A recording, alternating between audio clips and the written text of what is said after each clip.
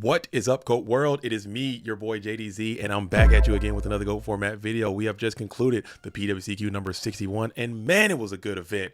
Another 8-hour stream. We knocked it out, and it was fantastic and stellar from beginning to end. Huge shout out to MMF and the rest of the staff that helped put that event on. Without them, this event would not have taken place. It would have had to have been canceled because there was some issues, and we got those things resolved in a prompt manner. So shout out to everyone that came out and played, and shout out to everyone that helped support that thing to get it going. With that, let's go ahead and hop on in. We had 43 duels that came on participating in PWCQ number 61, and right now I'm going to go over the top 8 deck lists. Coming in the top 8, we got Melsamino coming from Italy, playing the Riddies, playing the Ritual Chaos, the Blue Chaos. This is a super solid deck in GOAT format. It's had a significant amount of top performances this season so far, and some significant qualifications to the GOAT format World Championship, and it's looking pretty good. I love to see the development of this deck over the past couple weeks, days, and months, and I think it's starting to get more rigidized and a little more standardized, and I like seeing a new deck kind of pop up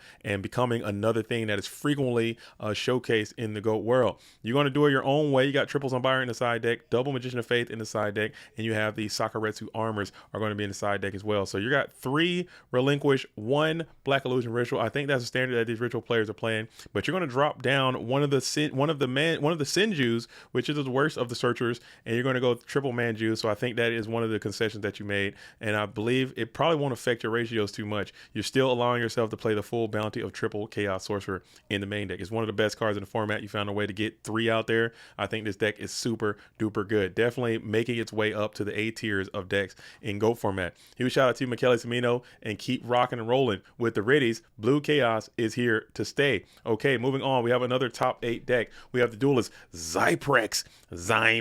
I don't know too much about Zyprex, but they're on the scene and they're playing the Reasoning Gate Turbo strategy in their own Reasoning Gate Turbo way. You're going to go 3 Chaos Mons, 3 Sacred Cranes are going to be in the main deck. You're cutting the entire Toon package that has been very consistent throughout this season as well in the Reasoning Gate deck, but you're going to go back to the Monster Reincarnation. You're going to go back to the Metamorphosis. You're going to go back to the Brain Control so you can grind it out a little bit in the event that you're not going to be able to get the OTKs off. And we did see this duels on stream a few times, and it was very rare in the matches that they were on stream. We didn't really see a lot of the Reasoning Gate over the top super OTK stuff. It just wasn't happening. They were grinding, using their Dimension Fusion to try to just get pluses and just get in the Sacred Crane stuff and just trying to play that whole card advantage kind of game, and then just go over the top with Dark Magician Chaos in the event that it comes up. Still, I think Reasoning Gate, awesome deck in GOAT format. I really believe highly in this deck. I think it's becoming more of a solid pick instead of just a tournament buster, weekend destroying kind of thing for a couple of people, and then it's eventually going to find its way out of there. I think this deck can win and has proven that it's able to win tournaments because it's won significant events this year as well, and also has some significant placements as well. So I do encourage people, I know people hate me for doing that, I do encourage people, if you're playing in tournaments and you want a deck that is a little bit different, it's not Chaos Turbo, maybe you can find yourself into a Reasoning Gate. I know a lot of players love this deck, a lot of players hate this deck. It is a very polarizing deck. Myself, I don't like playing against this deck, so I'm putting myself more into the hate Reasoning Gate pile of duelists. But still, as a tournament organizer and as on this side of it, I can see why people are attracted to this deck and why it's so good. And it's going to force these Chaos Turbo players to start doing something different in order to prepare for this deck, and I think that will help the game immensely. You got the Cyber Jar is going to be in the side deck. You have the double Spell Canceller, double Royal Decree, very standard in the side. But I think this deck is going to be here. I think it's here to stay unless people begin to prepare for it and then knock it out and rub it and snub it out when you can. So shout out to you, Zyprex. Keep dueling, keep playing it, and keep refining it, and keep building upon it, because Reasoning Gate is going to be a deck that everyone's going to have to continue to worry about always. Okay, moving on, we got another top 8.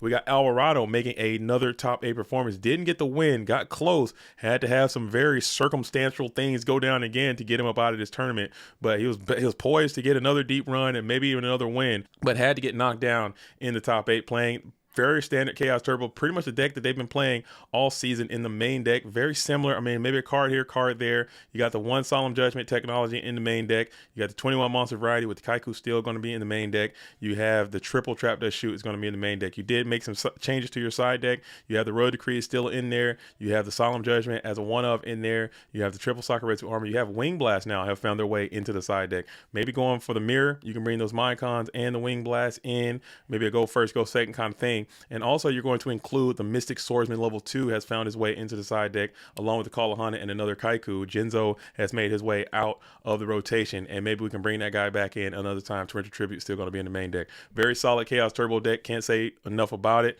It is still the premier deck of the format until someone can continue to make some changes. Maybe we can force this thing.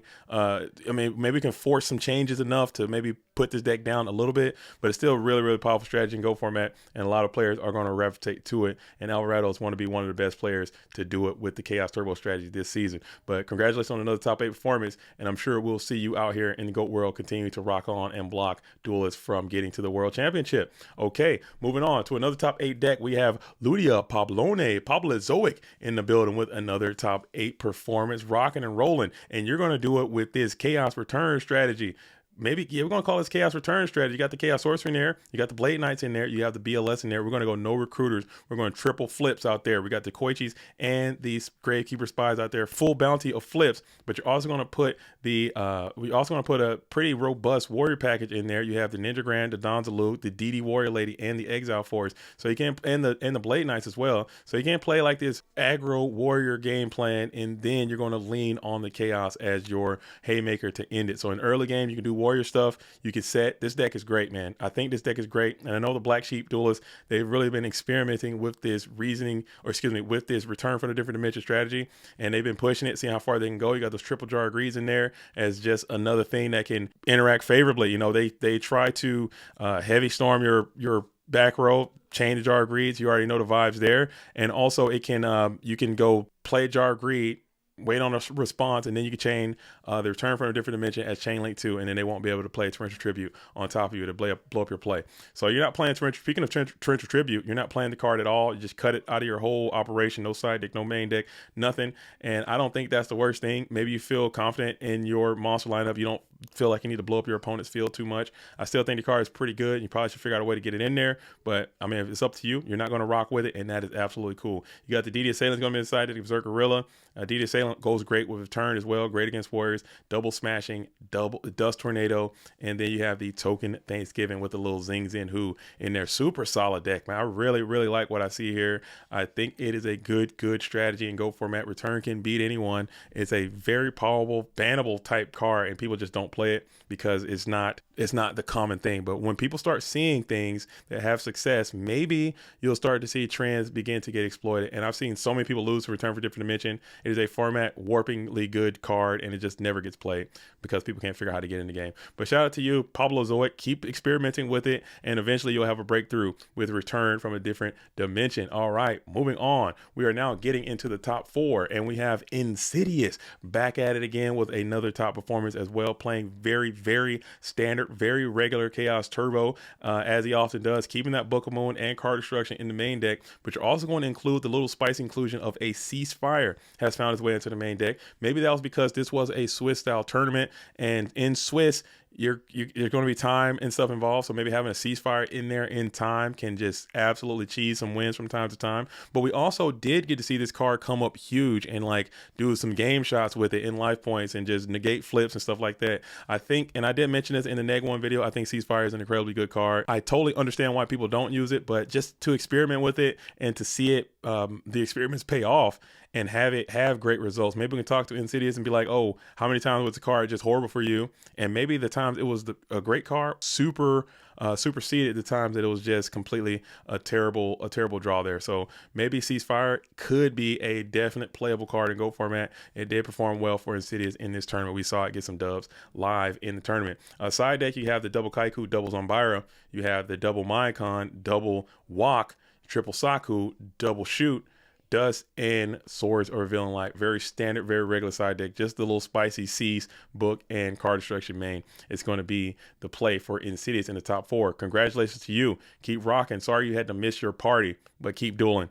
Yu-Gi-Oh! Is more important. Okay, going into number 4, and this deck right here I thought was the most hilarious thing. I actually looked this up mid-tournament, and we got Kamiloge here, rocking the Chaos Turbo strategy. Got the card destruction main deck, very standard in the main deck, very regular, except for that main deck Jinzo. The Android Psycho Shockers made his way to the main deck.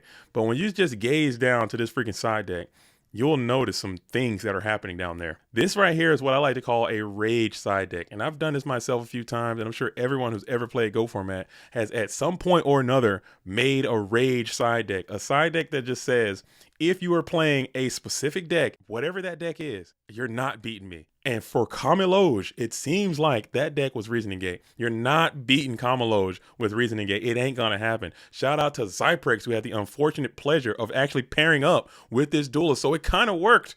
And you need more duelists like this in these tournaments to just capture the Reasoning Gate players, because you have triple Karibo is going to be your side deck. You have triple Wabaku is going to be in your side deck. Double Kaiku, double Dust Tornado, triple. You're not losing the burn, and you're definitely not losing in the Reasoning Gate. You can just forget it. You can absolutely forget it. And I just thought it was the funniest thing to just see Wabakus being played and seeing Karibos being added, Karibos in the graveyard, Karibos being deployed. It's just such a mess, dude. And I love to see it. I really enjoy it. I like to see that, you know, you're trying new things and trying to prepare for things that you just don't enjoy, instead of, oh man, I got sacked by Reasoning. I got sacked by Reasoning. Well, guess what? You're at least giving yourself a chance to defeat that one deck. Maybe your Warrior matchup might not be that good, or your Turbo matchup might be horrible, but or whatever. You're not losing the Reasoning. And I think that was enough. And it got you all the way to the top 4. So that just shows how strong this main deck of Chaos Turbo is. And maybe if you just side heavy, you got the Kinetic Soldiers and you got the Wabakus, maybe that's just good enough to beat Warriors 2. Who knows, man? Who absolutely knows? But triple Karibo, triple Wabaku, triple Dez Wombat is basically just like, maybe you're just rocking just 9 slots on your side, just negate it already. Who knows? Who knows? But shout out to you, Cameloge. Keep doing it. I think it's hilarious, and I'm glad that it worked out for you and push yourself all the way to a top 4 performance. But now we're getting into the top 2. And top 2, we have the 2021 GOAT format world champion. We have Delinquent out here playing GOAT Control. This is the first time I think I've ever seen this duelist play GOAT Control in my life. Typically, they're playing Burn, or typically they're playing some type of aggressive deck, like some type of Delinquent beatdown deck. They've been on Zombie Warriors all season, made some serious second place finishes, and made another second place finish. Came all the way down to a photo finish playing this GOAT Control deck. And this is the first time, spoiler alert, that we've had GOAT Control in the finals. GOAT Control versus GOAT Control in the finals. Go figure. You don't really see that too much in modern GOAT format, but still, I think this deck is very, very cool. You have the double spy, which I don't really like. I'm a triple spy or no spy kind of guy, and it comes up too often for me as I'm drawing maybe 2 spies, or I draw my other spy and I got whatever. You know what I'm saying? It's just 2 spies. I need 3, man. This card is so bust, or none. 3 or none. So we're going to go double spy, double faith, double tomato, double Zaborg, single abyss, main deck Assure Reprise. Got the BLS, the breaker. I mean, this deck just looks cool. I love GOAT Control. It's so awesome. You got the trap line is going to be triple decree, double dust shoot, no ring in the main deck. I think that's great. I got to play ring too. I got to play ring. Have to is just a staple. I put pot, graceful, duo, ring in like all my decks because the card is just that good, even with decree. But you're letting them put it into the side deck and bring it in when you need to, and you're favoring the dust shoots over that. You got the premature burial, which is great, and the upstart goblin. I think the deck is really great. I'm probably also going to make this deck in paper as well because it seems like it fits my playstyle very well, and it's a deck that I think I would like to use. So I love it. I love what the world champion did here, and unfortunately, you were not able to get over the threshold required to earn that invitation to the GOAT format world champion. You got the double Mobius in there, double spell canceller, double book. Deck looks clean. I love what I'm seeing here, and it is GOAT Control, so we're going to absolutely champion that all the way. But you just couldn't get over that hump because you absolutely got taken down by your countrymen coming from Germany as well. You have Jean-Claude Van Damme 93 playing this GOAT Control deck. So that's 2 GOAT Control decks, like I said, in the finals. That hasn't happened in years at this point, but still GOAT Control versus GOAT Control, and it was a treat to see these duels locked and engaged. And some cool things that happened, but unfortunately for Delinquent, Jean-Claude Van Damme was going to be the victor there, playing the Van Damme GOAT Control. You guys know it. You guys love it at this point. You got the D-Mock. Were there any changes? I think this is basically what he's been running this whole season this time. Typically, there's going to be a change here or a change there, but we're still on that 1 Mrs. Tomato. We got the D-Mock, the double Dekoichi, the Tsukiyomi. We got the 1 Jar of Greed, and then the side deck is just a bunch of just one-ofs. You have literally the only double that you have is going to be just the 2 Royal Decrees. That's it. Everything else is one unique. It's basically a Highlander deck in the side deck with just a double Royal Decree And that's just gonna give you so much to think about, because you're gonna see cards, man. You just, and maybe at this point the cat may be out of the bag and people know what this duelist is trying to do, but he can change it up, man. He can change it up and go so many different ways with it. You'll never truly have a fair assessment of exactly what's coming your way at any point. And he can also change his deck between events, and he often does that too. So I think it's super solid. We're already down at 2 metamorphoses, 2 scapegoats, 1 creature swap in the main deck. Absolutely rock solid. So these 2 decks are going to be where Goat Control is at right now. This deck does change often too, and seeing 2 Goat Control decks in the finals lets you know that, hey, Goat Control still can win. It still can beat Turbo. I know it's hard and it's difficult, and John Claude Van Damme is good, and obviously Delinquent's very good, and other players come and play and Go Control. It's obviously possible to do it. It's just very difficult, and players elect not to do so.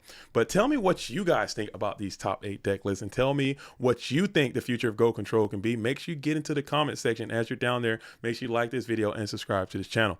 Well, Goat World, I just want to give you a quick update on the top 8 deck list of PWCQ 61, and I hope to see you all around the Discord and around the Goat World. As always, I'm JDZ. I play Ghosts. Until the next time, shout out to all the real ones. Salute to the OGs. Peace.